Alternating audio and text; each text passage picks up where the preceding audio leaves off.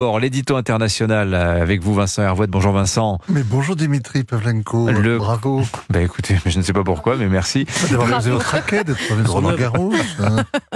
Vincent, vous avez entendu siffler les balles. Oui, tout à fait.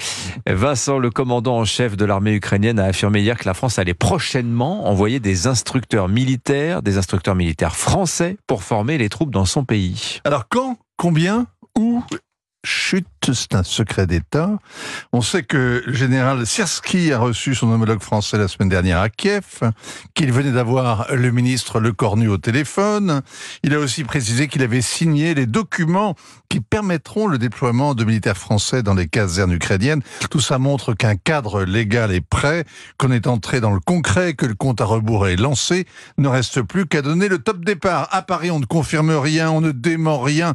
Le dossier est à l'étude. Rompez. Bon, Emmanuel Macron, en tout cas, n'a jamais caché sa détermination. Il y a 3 mois pile, le président a disrupté, c'est pas français, disrupté, mais il aime bien être disruptif. Il a pris tout le monde en estimant, tout le monde par surprise, en estimant que la question de l'envoi de troupes en Ukraine devrait se poser en cas de percée russe. Effet garanti, cacophonie immédiate. L'Allemagne a exprimé une sorte de rejet catégorique, l'Italie à peine moins, le Royaume-Uni a manifesté une surprise un peu moqueuse, Varsovie a été prise à contre-pied, Bratislava et Budapest ont crié au fou. Voilà l'Europe de la défense dans sa réalité. Tout le monde parle, personne n'écoute, tout le monde décide et nul ne fait rien.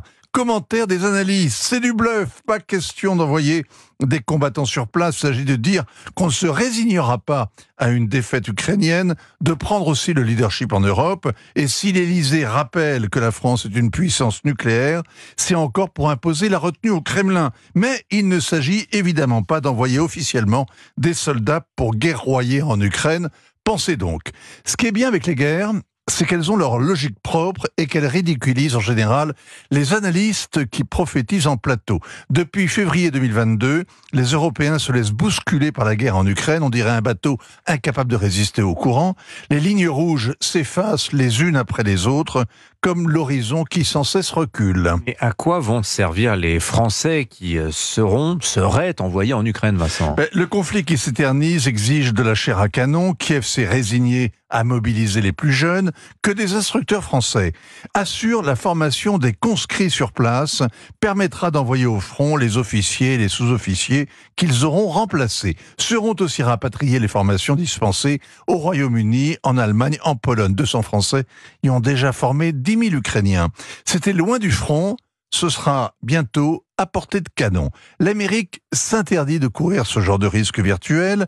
La Maison-Blanche répète qu'il n'est pas question et qu'il ne sera jamais question d'envoyer des boys en Ukraine, du moins officiellement. Joe Biden campe dans ce refus et il ne va pas changer de point de vue à 6 mois d'une élection qui se présente assez mal. Son secrétaire d'État Blinken et son conseiller Sullivan prétendent qu'il faut pourtant y aller. Ils sont aussi va-t-en-guerre que le secrétaire général de l'OTAN. Joe Biden, s'il est réélu, ne se laissera pas facilement convaincre. Il a commencé son mandat de président en sonnant le repli d'Afghanistan après 20 ans d'un conflit ruineux et impossible à gagner. Il a commencé à faire de la politique pendant la guerre au Vietnam. C'est une leçon qui ne s'oublie pas. Joe Biden sait très bien comment se prépare la débâcle d'un corps expéditionnaire. En général, ça commence par l'envoi d'instructeurs. Signature Europe 1, Vincent Hervouet. Merci beaucoup, Vincent.